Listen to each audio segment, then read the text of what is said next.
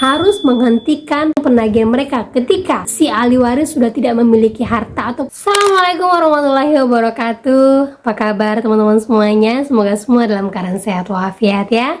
Diberikan kesehatan, kelancaran, serta kemudahan dalam segala urusan apapun itu.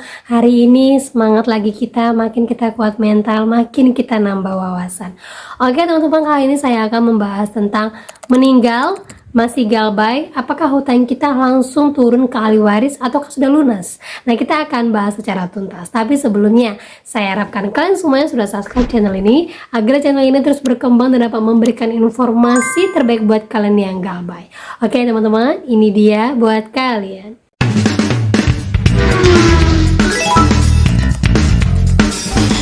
Oke teman-teman, sebelumnya saya mau share dulu ya video buat kalian ini yang masih kepikiran untuk mencari jasa pengamanan data, kemudian atau mau cari jasa untuk penghapusan data, untuk mencari jasa orang dalam OJK dan segala macamnya. Kalau seandainya kalian menerima video seperti ini, saya jamin ini 1000% hoax. Jadi di sini pengajaran penghapusannya sudah 100%.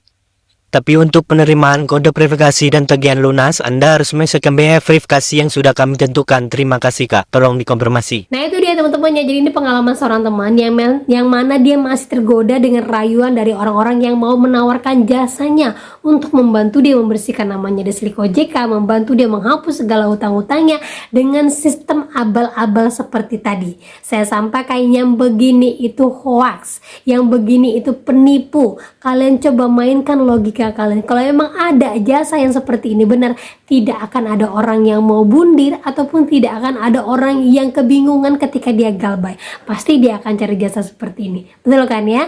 Jadi buat kalian jangan pernah terpancing dengan kata-kata apapun, dengan rayuannya lah, dengan ini dan segala macam, itu semua hoax. Belum pernah ada yang terbukti. Dari dulu sampai detik ini belum pernah ada satupun kata-kata dari mereka yang terbukti. Ya, jadi hati-hati sekali. Baiknya gunakan uang kalian untuk membayar pinjol daripada si orang tersebut dengan kata-kata rayuannya, gitu ya.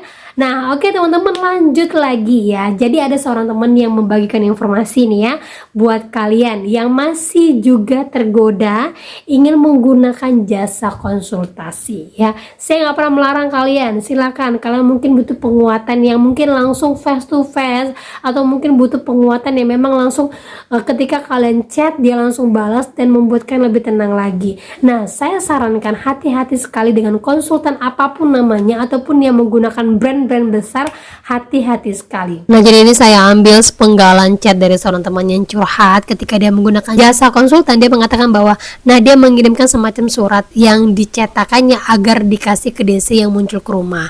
Karena tidak ada DC yang muncul ke rumah, nah belumlah dipakai surat itu Kak, malah aku disuruh transfer setiap bulan 150.000.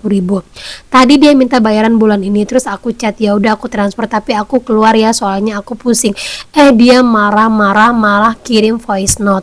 Nah voice note itu berisi ancaman bahwa kalau dia tidak bayar dia akan bla bla bla segala macam, dia akan datang, dia akan mengganggu keluarganya dan segala macamnya. Nah inilah efek ketika kalian menggunakan jasa konsultan yang abal-abal apapun namanya ya. Brand besar pun juga ada yang seperti ini. Bahkan ada seorang teman saya yang sampai stres, malah lebih stres diteror sama jasa konsultannya ketimbang diteror sama DC-nya.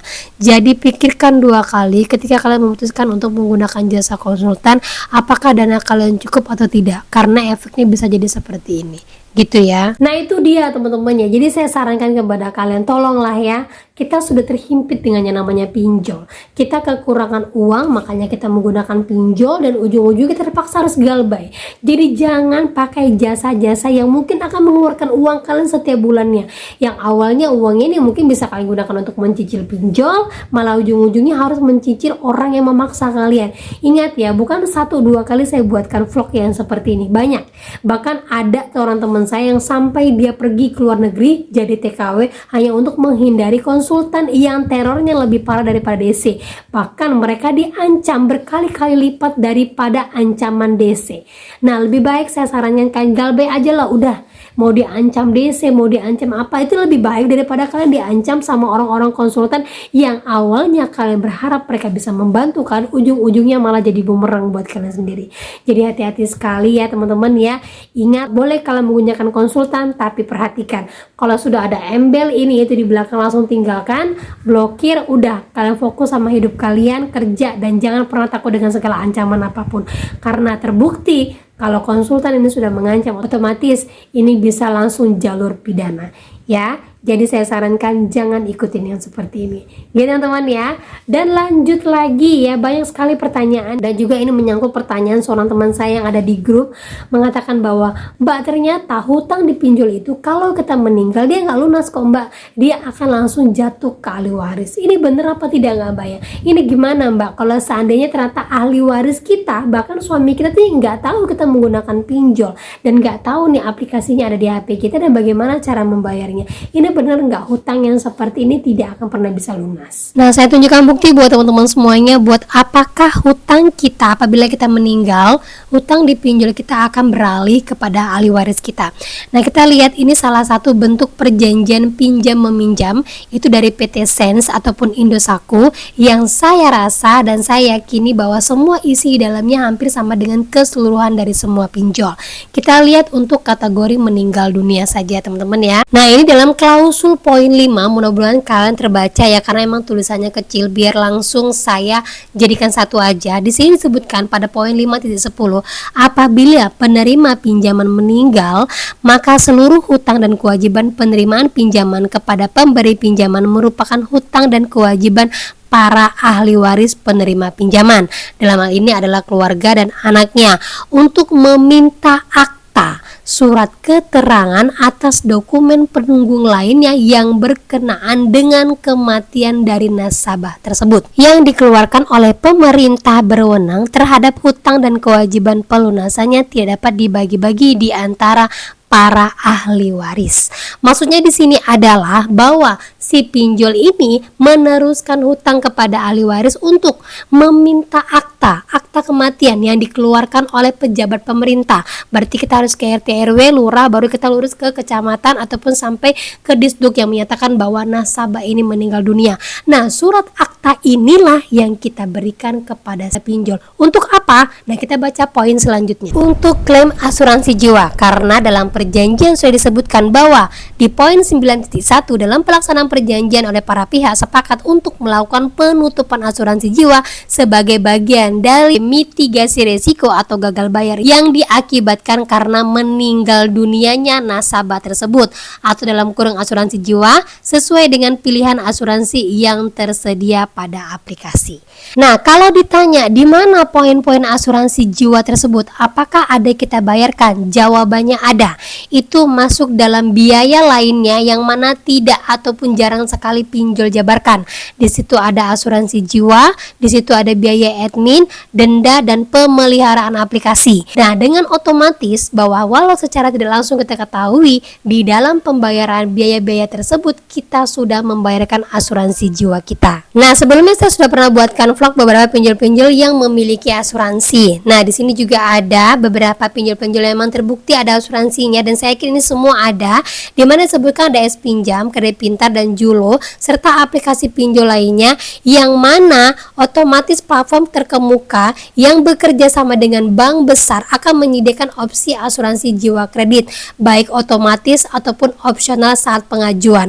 Artinya semua pinjol saat ini kan sudah di bawah naungan bank, pasti sudah memiliki yang namanya asuransi jiwa. Nah, itu dia teman-teman ya, yang kita tahu selama ini bahwa setiap perusahaan pinjol itu wajib yang namanya memiliki asuransi. Nah, biasanya itu akan di-cover oleh asuransi, dan si perusahaan pinjol tersebut sudah ada dalam OJK. Ketentuan OJK mengatakan harus menghentikan penagihan mereka ketika si ahli waris sudah tidak memiliki harta ataupun tidak diwariskan harta oleh si pemilik hutang tersebut.